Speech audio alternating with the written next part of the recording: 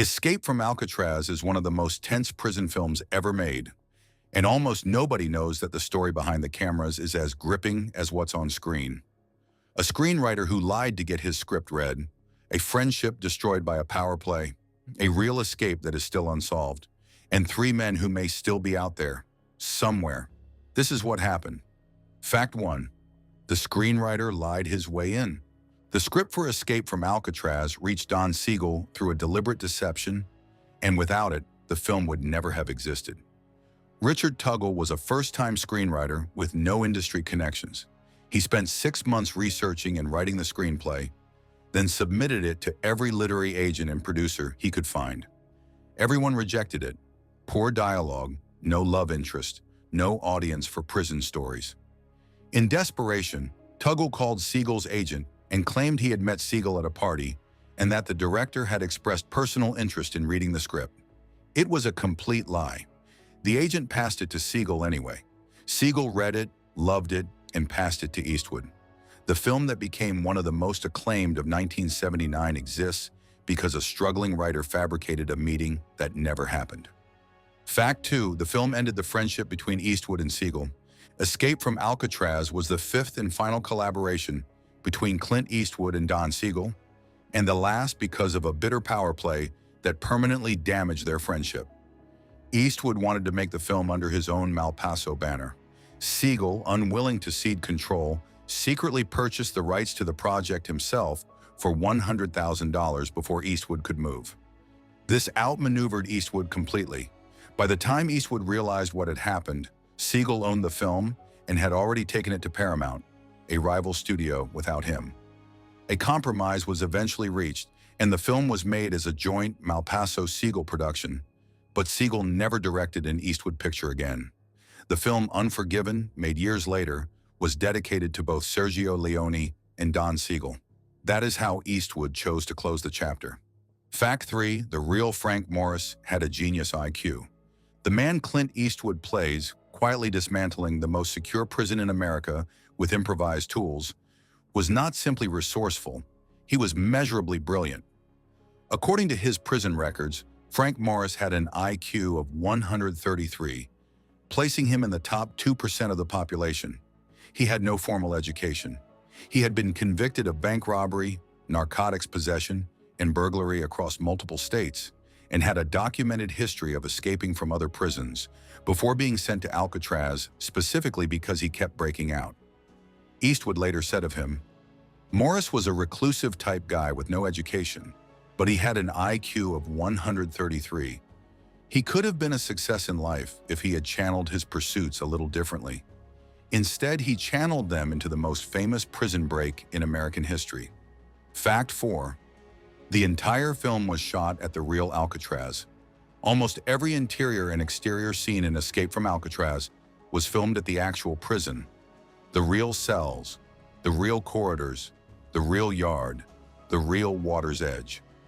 The production team arrived on Alcatraz Island in October 1978 and filmed there for 3.5 months, spending approximately $500,000 to restore and refurbish the decaying buildings before a single camera rolled. The electrical supply to the island had to be reconnected from scratch. Most of the improvements made for filming were left intact after the crew departed, permanently improving the condition of the island for the tourists who have visited ever since. Some interior scenes were recreated on sound stages at Paramount, but the overwhelming majority of what audiences see is the actual place, exactly as it was. Fact 5. Tourists kept arriving every 30 minutes during filming. Shooting on an iconic historical landmark that still operated as a tourist destination created a problem the production had not fully anticipated. Alcatraz remained open to the public throughout filming, with ferries arriving every 30 minutes carrying new groups of visitors, all of whom immediately became curious spectators the moment they saw Clint Eastwood on the premises. The distraction was severe enough that the production team eventually abandoned daytime filming almost entirely and moved the majority of the shoot to night. This meant the cast and crew spent weeks working through the night in the dark, in the wet, in the cold, conditions that the San Francisco Bay in winter provides in considerable abundance, with no heating on the island and minimal equipment to avoid damaging the historic site. Fact 6. The hot showers were designed to help the guards, not the prisoners. One of the most disorienting details about the real Alcatraz, and one the film depicts accurately, is that the prison was one of the very few facilities in America to provide its inmates with hot showers. This sounds like a luxury. It was a security measure. Prison authorities reasoned that if inmates regularly bathed in hot water, their bodies would become acclimatized to warmth and would struggle to tolerate the temperature of San Francisco Bay. Cold enough, rough enough, and tide-driven enough to kill a man attempting to swim it. The showers were designed to make escape more lethal. Every warm shower was intended to reduce the odds of surviving the water. The men who escaped in 1962 knew exactly what that swim might cost them, and went anyway. Fact 7. No stunt doubles were used for the escape climb.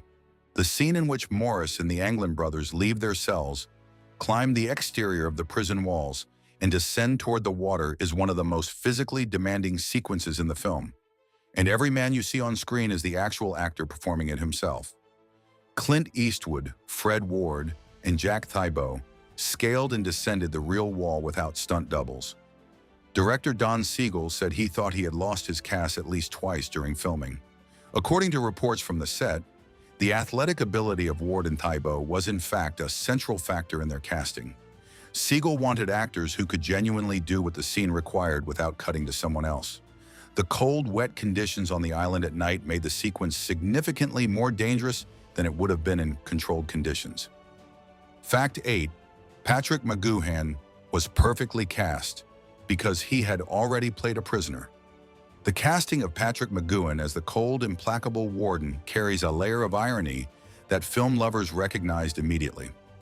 McGoohan had spent years playing the lead role in The Prisoner, a celebrated British television series in which his character was held captive in a mysterious village and spent every episode trying to escape. In Escape from Alcatraz, he plays the man doing the imprisoning, the architect of the system that Morris is trying to defeat. The man who spent years on television trying to escape was now the man making sure nobody did. McGoohan brought to the role a precise, almost clinical authority, and his performance as the warden who takes the escape as a personal affront remains one of the most effectively understated villain turns in the film. Fact 9. The film marked Danny Glover's screen debut. One of the most famous faces in 1980s action cinema makes his very first appearance in Escape from Alcatraz, and almost nobody noticed at the time. Danny Glover, who would go on to become Mel Gibson's partner in the Lethal Weapon franchise, appears as an inmate Frank Morris encounters while delivering books in the prison library. It is a small role with almost no dialogue. In fact, his voice was dubbed in post-production. Glover was a stage actor at the time with no film credits, and his presence in the background of a Clint Eastwood prison film provided the industry exposure that eventually led to the career that followed. The man who would become one of the defining faces of the buddy cop genre spent his debut mostly silent in a prison library. Fact 10. The finger-chopping scene was based on a real event from 25 years earlier. The scene in which Doc, the painter, uses a hatchet from the prison workshop to chop off most of the fingers on his left hand after his painting privileges are revoked is one of the most disturbing moments in the film, and it is based on something that actually happened at Alcatraz, just not to the character depicted.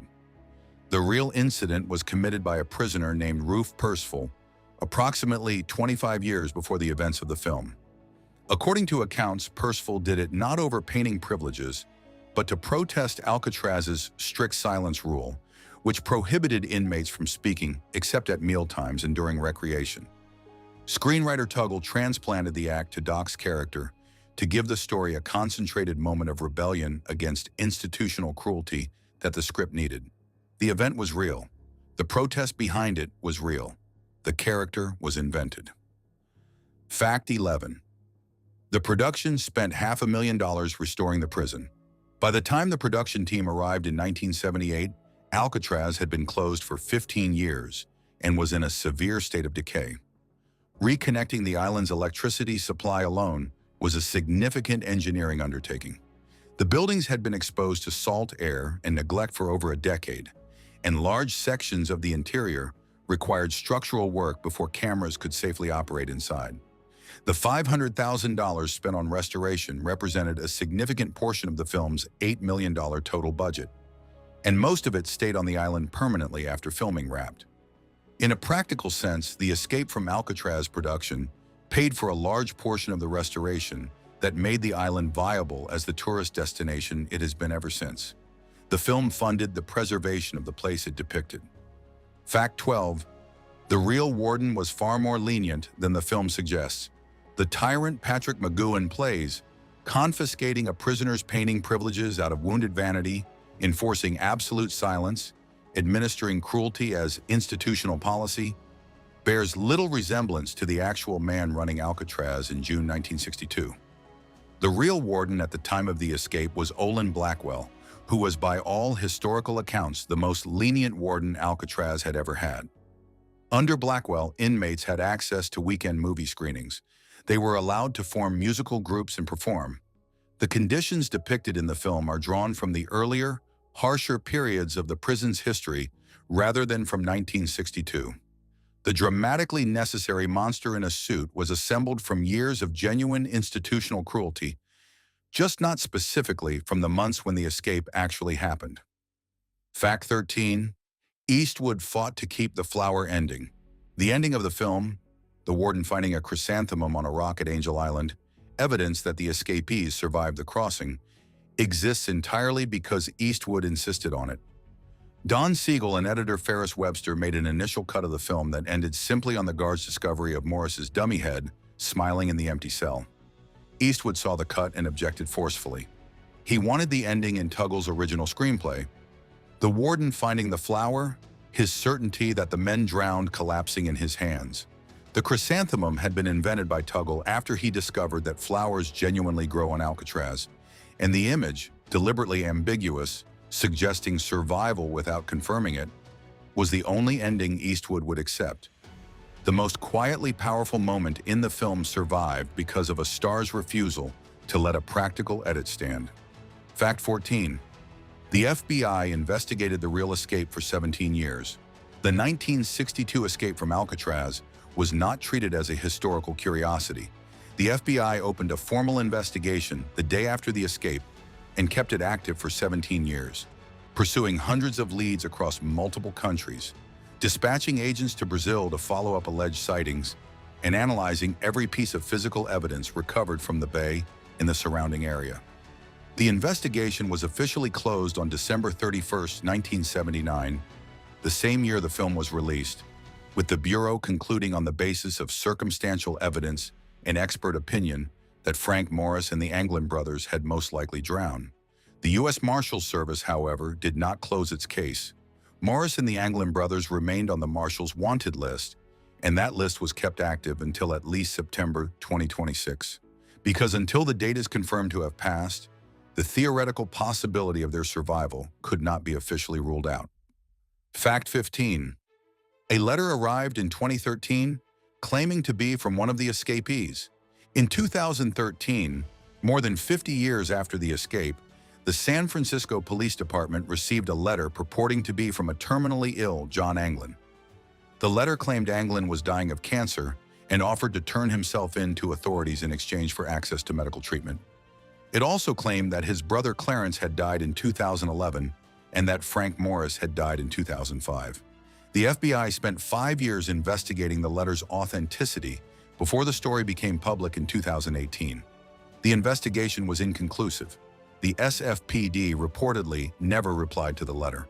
Whether the letter was genuine, a hoax, or the product of someone with detailed knowledge of the case has never been definitively established. The possibility that one of the three men was still alive and writing letters to police departments from an undisclosed location more than half a century after the escape is not impossible. Fact 16. A 1975 photo allegedly shows the Anglin brothers in Brazil. In 2015, the History Channel was researching the escape for a documentary when researchers came across a color photograph taken in Brazil in 1975, 13 years after the escape. Two men in the photograph have been alleged by the network and by members of the Anglin family to be John and Clarence Anglin, aged in their 50s, photographed in South America and looking entirely alive. The Anglin family has long maintained that they continued to receive occasional unsigned postcards and messages from unknown sources after the escape. The FBI remains skeptical of all such evidence. The photograph has never been definitively proven to show the brothers, and it has never been definitively disproven. In a case with no confirmed bodies and no confirmed survivors, every piece of ambiguous evidence has the same weight, which is to say, not much, but not nothing either. Fact 17. The escape directly caused Alcatraz to close. The 1962 breakout was not simply an embarrassment for the Bureau of Prisons.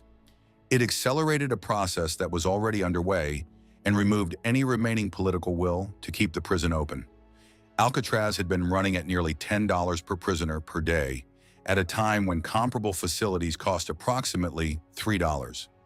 50 years of salt water had severely eroded the buildings. Attorney General Robert F. Kennedy had already been considering closure when Morris and the Anglins vanished into the bay. The escape made the decision politically unavoidable. Alcatraz closed permanently on March 21, 1963, less than a year after the breakout. The three men who disappeared into the water did not just escape from Alcatraz. In practical terms, they ended it. Fact 18. Modern tests have proved the escape was physically possible.